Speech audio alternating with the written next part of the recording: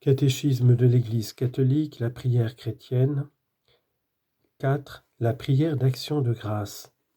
Numéro 2637.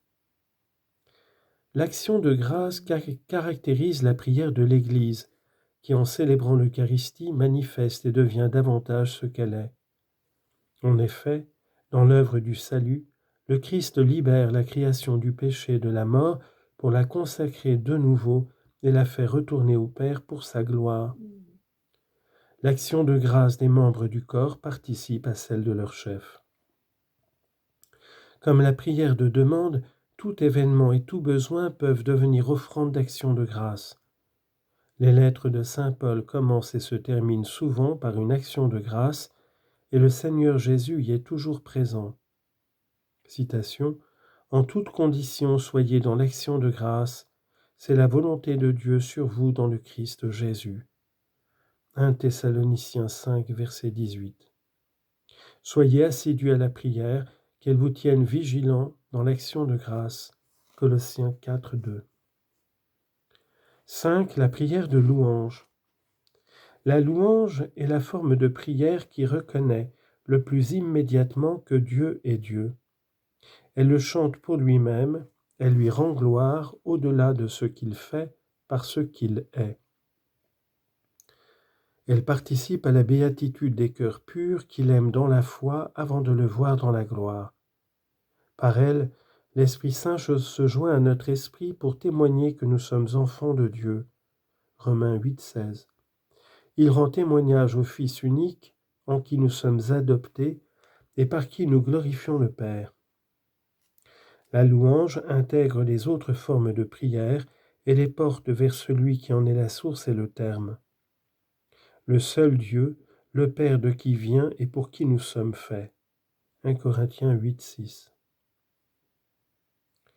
Saint Luc mentionne souvent dans son évangile l'émerveillement et la louange devant les merveilles de Dieu, les souligne aussi pour les actions de l'Esprit Saint que sont les actes des apôtres, la communauté de Jérusalem, l'impotent guéri par Pierre et Jean, la foule qui en glorifie Dieu, les païens de Pisidie qui, tout joyeux, glorifient la parole du Seigneur.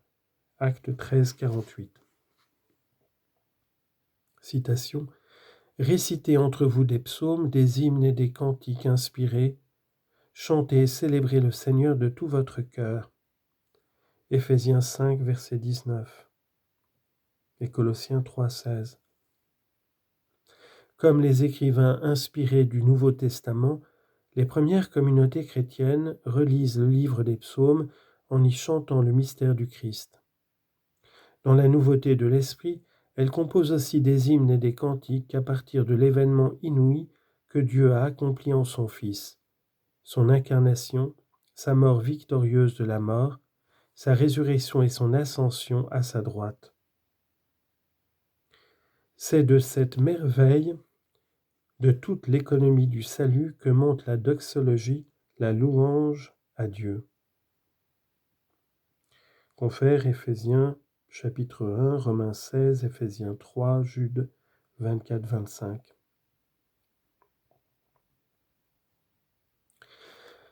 La révélation de ce qui doit arriver bientôt, l'Apocalypse, est portée par les cantiques de la liturgie céleste. Apocalypse, chapitre 4, versets 8 à 11, chapitre 5, versets 9 à 14, chapitre 7, versets 10 à 12. Mais aussi par l'intercession des témoins martyrs. Apocalypse 6, 10. Les prophètes et les saints, tous ceux qui furent égorgés sur la terre pour le témoignage de Jésus. Apocalypse 18, 24. Foule immense de ceux qui, venus de la grande tribulation, nous ont précédés dans le royaume, chantent la louange de gloire de celui qui siège sur le trône et de l'agneau. Apocalypse 19, versets 1 à 8. En communion avec eux, l'Église de la terre chante aussi ses cantiques dans la foi et l'épreuve. La foi dans la demande et l'intercession espère contre toute espérance et rend grâce au Père des Lumières, de qui descend tout don excellent. Jacques chapitre 1 verset 17. La foi est ainsi une pure louange. L'Eucharistie contient et exprime toutes les formes de prière. Elle est l'offrande pure de tout le corps du Christ à la gloire de son nom. Matthieu 1 verset 11. Elle est, selon les traditions d'Orient et d'Occident, le sacrifice de louange. En bref, l'Esprit Saint qui enseigne l'Église et lui rappelle tout ce que Jésus a dit, l'éduque aussi à la vie de prière, en suscitant des expressions qui se renouvellent au sein de formes permanentes, bénédiction, demande, intercession, action de grâce et louange. C'est parce que Dieu le bénit que le cœur de l'homme peut bénir en retour celui qui est la source de toute bénédiction. La prière de demande a pour objet le pardon, la recherche du royaume, ainsi que tout vrai besoin. La prière d'intercession consiste en une demande en faveur d'un autre. Elle ne connaît pas de frontières et s'étend jusqu'aux ennemis. Toute joie et toute peine, tout événement et tout besoin peuvent être la matière de l'action de grâce qui, participant à celle du Christ, doit emplir toute la vie. En toutes conditions, soyez dans l'action de grâce. 1 Thessaloniciens 5, verset 18. La prière de louange, toute désintéressée, se porte vers Dieu, elle le chante pour lui, elle lui rend gloire, au-delà de ce qu'il fait, par ce qu'il est. Chapitre 2, la tradition de la prière. La prière ne se réduit pas au jaillissement spontané d'une impulsion intérieure. Pour prier, il faut le vouloir.